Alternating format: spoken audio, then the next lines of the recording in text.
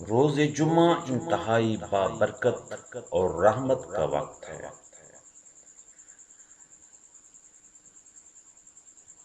کتابوں میں آیا ہے کہ جو شخص جمعرات کی سحپیر سے جمعے کی سحپیر کے درمیان فوت ہو جائے تو اس شخص سے عذاب قبر ہٹا دیا جاتا ہے۔ اس شخص پر پہلی رات کی جو وحشت قبر ہوتی ہے وہ نہیں ہوتی، وہ قبر کا خوف ہٹا دیا جاتا ہے۔ وجہ یہ ہے کہ یہ وقت بہت رحمت خدا کا وقت ہے۔ جمعے کی رات سے لے کر جمعہ کے دن کی سحپیر تک، عصر تک، یہ وقت رحمت خدا کا ٹائم ہے۔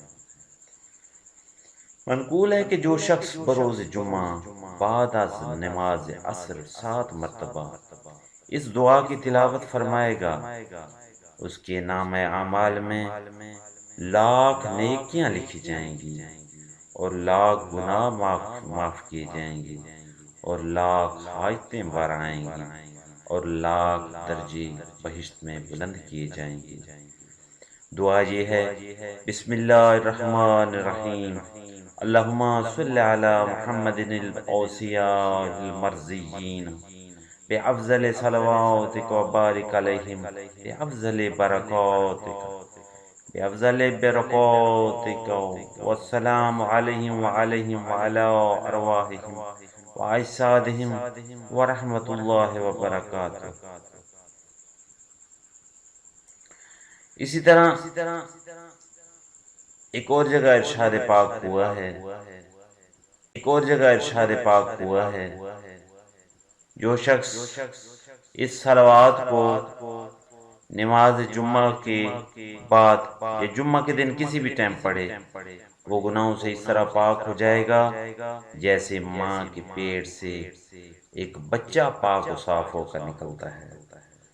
صلوات یہ ہے: بسم اللہ الرحمن الرحیم، صلوات اللہ و صلوات ملائکتہ و انبیائہ و رسلہ و جمیع خلقہ علی محمد و آل محمد والسلام علیہ وعلیہم ورحمۃ اللہ وبرکاتہ۔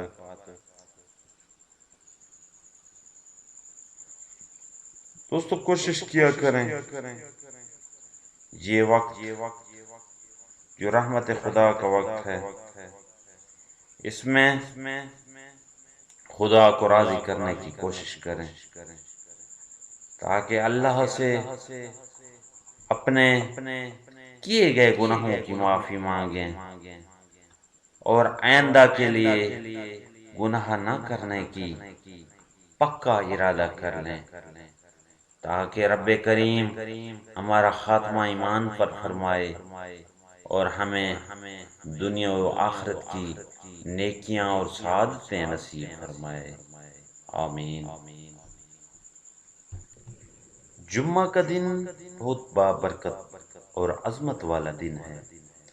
اس روز غسل کرنا، حجامت بنوانا، ناخن ترشوانا، خوشبو لگانا اور نیا کپڑا زیب تن کرنا سنت ہے۔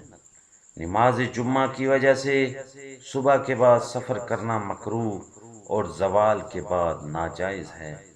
اس کے بعد سفر کرنے میں کوئی مذائقہ نہیں ہے۔